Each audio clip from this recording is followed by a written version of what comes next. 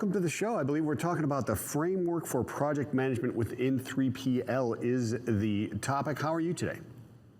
I am great. How are you doing today? Doing excellent. Probably we got great weather here. Probably not as warm as down there in Tampa, I imagine, huh? Yes, it's nice weather in Tampa for sure. Excellent stuff. So let's talk about this. What exactly are we talking about when we talk about project management and the framework that is needed within a 3PL? When I associate 3PLs, I think of, all right, well, I'm going to get some cheap LTL freight rates and stuff like that, and I'm not sure who's going to show up. Let's talk about this project management and the framework you need to be successful at it. Okay, well, Blue Grace is working on a new product that will improve our efficiency with all of our customers and our partners. Right now, I can't really get into the details of what we're working on, but I'm just going to say you may want to invite me back. Oh. I love it. Wow. Looking at that is, hey, I'm about to say, try penciling me in. But make a call to control, be like, hello. But looking at that, I know what you can talk about. Talking about how important technology is. We hear about it all the time. Digitalization and processes. How could that impact project management? Because from my experience in trucking and stuff, it was very difficult sometimes to even figure out what we wanted to make a decision on in the first place. Okay.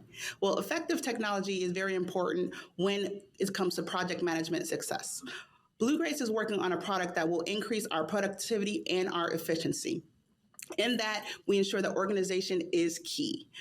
We want a smooth process for all of our customer experiences. Like as Benjamin Franklin said, if you fail to plan, you plan to fail.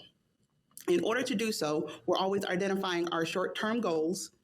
We then determine what we need to reach those goals and find the most efficient and effective way to get to that process by documenting along the way. Okay, so let's talk about this. How do you put together a successful plan or framework for the different stakeholders within the project?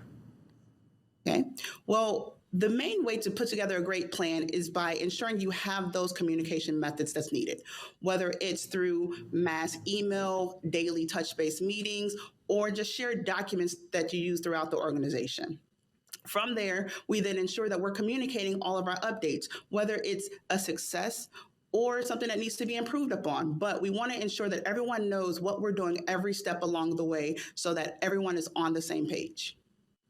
And looking into that, I know, especially when you have your project managers and your project coordinators, in the 3PL space, is there any value in trying to also have, stakeholders bring folks in and say, hey, here's the project we're working on. I'm going to give you a few of my operations folks, kind of that cross-pollination. Is that a very important thing to make sure that everyone's on the same page?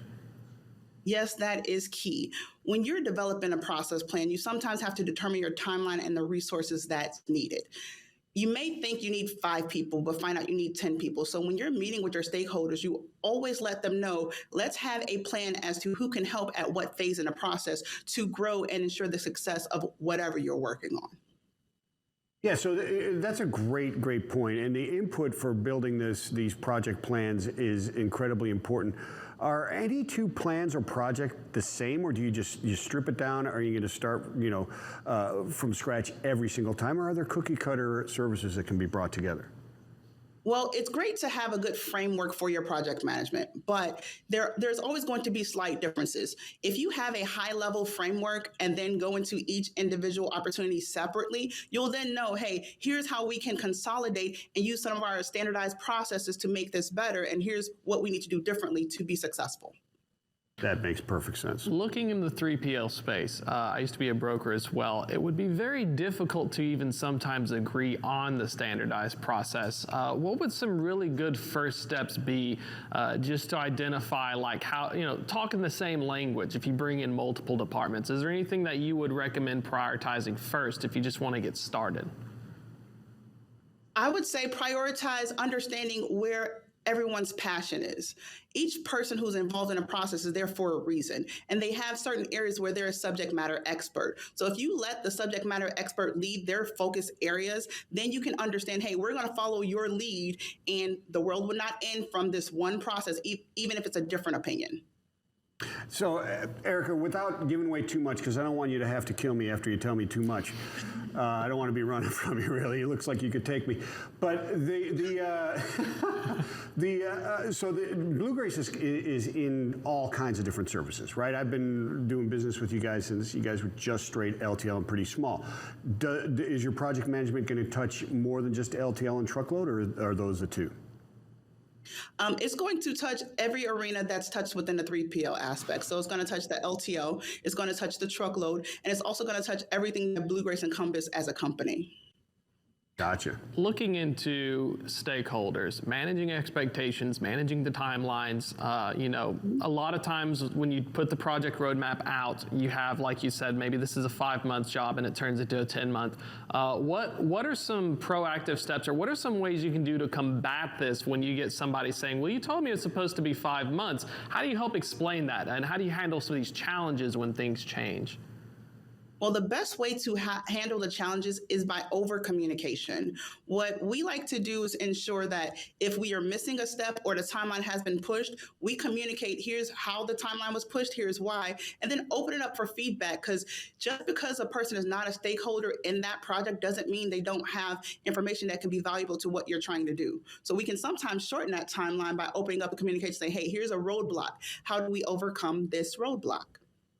Gotcha. So, Erica, what needs to be built into these frameworks to make sure that they're living and breathing, right? You don't want to set up a project management and a flow chart that is just static, right? You got to have the plan, do, check, act type of mentality, right? How do you build that into your project management?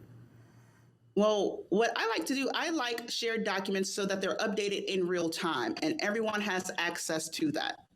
So if we have a Gantt chart with the timelines, if we're going and updating that on a daily, weekly basis, maybe we can send alerts out to the organization saying, here's an update because a change was made to that timeline. And everyone knows exactly where we are throughout the process.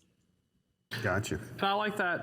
Kind of wrapping things up a little bit here. So we've talked about some of the processes. What are some of the benefits of, once you finally get this project management officer in place, what are some of the benefits of having this kind of very well structured and well run PMO?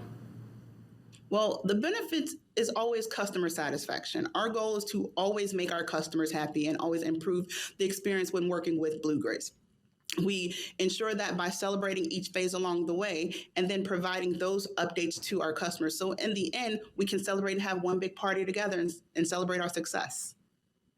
There you go. That's excellent stuff. So, Erica, what's the time frame here that we need to pencil you back in? Because you're excellent. I'd love to have you back on any time. But what are we looking at? When's the present going to open? We're going to know exactly what you guys are up to down there in Tampa.